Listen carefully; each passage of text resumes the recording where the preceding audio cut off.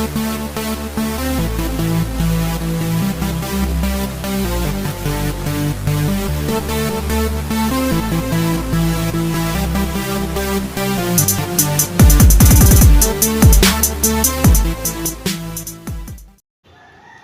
happy Saturday racing, bayang karerista. Shoutout lang tayo saglit. Happy viewing kay Consi Darwin Awisia at kay Consi Ninong Rodlack Samana.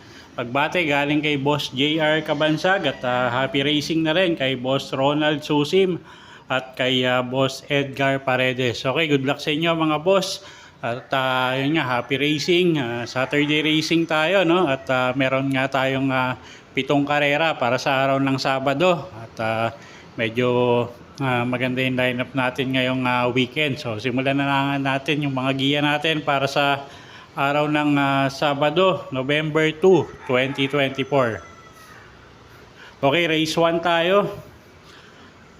Start time nga pala, alas 3 ng hapon, no, yung karera natin. So race 1, 2-year-old maiden race. Start ng winner take all, 1,200 meters ang distansya natin dito. Okay, tingin ko medyo lamang na to. Single ko na nga to, yung numero 3 na si Babe in Hablat. Sasakay niya ni A.R. Villegas from the Habla stable at may kainaman yung tiyempo niya, no, sa barrier at medyo malayo nga yung agwat dun sa mga kalaban at saka may kainaman din yung linyada nitong kabayong to.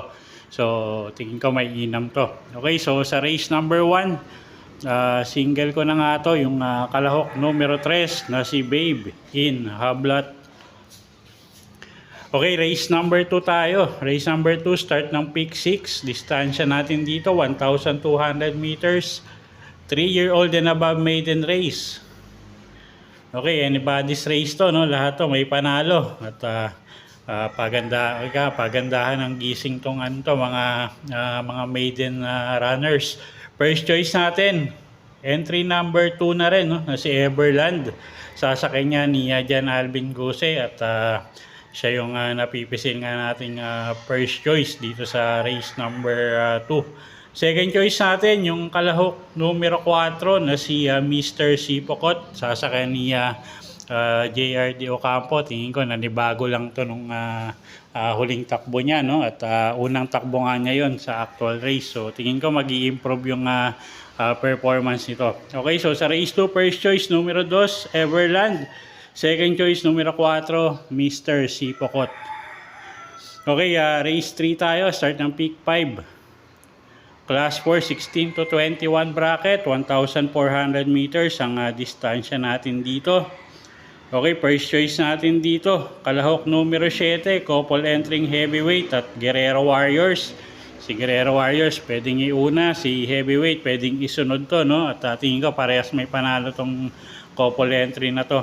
Second choice natin, yung kalahok numero 5 na si May Jopay. Sasakay naman yan ni CB Garganta at medyo nag-i-improve nga ulit yung mga takbo nito. Isang diremating kabayo. At third choice natin, pangdehado, yung kalahok numero 3 na si Electrify na galing sa 2 dikit na panalo. At medyo may kagandahan yung kondisyon nitong kabayong to. Okay, so sa race 3, first choice numero 7, couple entering heavyweight at Guerrero Warriors. Second choice numero 5, May Jopay. At third choice numero 3, Electrify.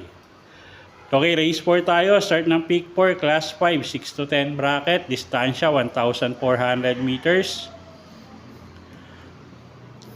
Okay, first choice natin dito, kalahok numero 7, Destiny, JMS Torque. Yung re-renda dyan, medyo maganda yung post position niya, nasa labas ngayon, no? At gamay nung hinete. Second choice natin dito, yung kalahok numero 6 na si Mucho Caliente. Sasakay naman niya ni Alison Pabilik. At ito pwedeng iuna, pwedeng isunod tong kabayong to. At medyo magaganda nga rin yung huling ipinapakita nito. At third choice natin dito, yung kalahok numero 8 na si My Boy Lollipop. Sasakay naman ni RM Garcia. Pag naon na to, tingin ko malaki panalo. Okay, so sa race number 4, first choice nga natin, numero 7, Destiny. Second choice, numero 6, Mucho Caliente. At third choice, numero 8, My Boy. Lollipop. Okay, race 5 tayo. Class 5, 6 to 10 bracket. Distansya, 1,400 meters. Okay, first choice natin, numero 6, Bang. Sasakay ni JMS Torque. Medyo mababa na sa grupo yan. At bigyan lang sana ng importansya ng connection. No? At yun nga, alam naman natin, minsan nagloloko sa aparato tong kabayong to. So, pag walang aberya, tingin ko malaki panalo at mababa na nga sa grupo yan. Second choice natin, yung kalahok numero 3, couple entering Magical Sap at Gable. At sa kanya ni CL Advincola at ni Jeff Bakaykay. At third choice natin dito, yung kalahok numero 7 na si Tawi Tawi Island. Sasakay naman ni RM Garcia. Okay, so sa race number 5, first choice nga natin, numero 6, Bang. Second choice, couple entering numero 3, Magical Sap at Gable. At third choice natin, numero 7, Tawi Tawi Island. Okay, race 6 tayo, penultimate race. Class 5, 11 to 15 bracket, 1,400 meters ang distansya natin dito. Okay, first choice natin dito, numero 3, Kaboom. Sasakay ni Pabs Cabalejo. At medyo marami tayong nakikitang medyo may tulin dito na pwedeng magbigay ng pressure kay Aliana. No? So, first choice natin to, numero 3, Kaboom. Second choice, kalahok numero 7, Great Angie. Sasakay ni Ryan Base. At lately nga, ang gaganda ng ipinapakita nitong kabayong to. So, paumento pa to. At third choice natin dito, pangdehado, kalahok numero 9, Valley Bell. Sasakay naman yan ni Jeff Sarate. Okay, so sa race number 6, first choice nga numero 3, Kaboom.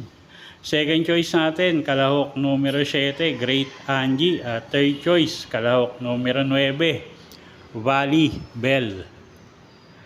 Okay, next race tayo, race number 7, last and final race for the day. Class 5, 11 to 15 bracket. Distansya natin, 1,400 meters. Paratingan. First choice natin dito, yung kalahok numero 9 na si Snow White, JC De La Cruz, yung re-renta dyan. At medyo may kaagaangan na yung laban niya ngayon. So tingin ko mag-i-improve yung takbo nito. No? Second choice natin yung kalahok numero 5 na rin na si Distant Thunder. At Alison Pabilik yung re-renta dyan. Medyo mababa rin sa grupo yan. At pwedeng pangsama sa paratingan or sa exotic, mga dehadong numero 4, Aphrodite, at kalahok numero 7, Avalon Bandit. Okay, so sa race 7, first choice nga natin, numero 9, Snow White. Second choice, kalahok numero 5, Distant Thunder, at pwedeng pangsama pang dehado sa paratingan or sa mga exotic, yung kalahok numero 4, Aphrodite, at kalahok numero 7, Avalon Bandit. Okay, so yun po yung mga giya natin para sa araw ng Sabado, November 2, 2024. Sana po yung makatulong sa pagpili nyo ng mga tatayaang kabayo.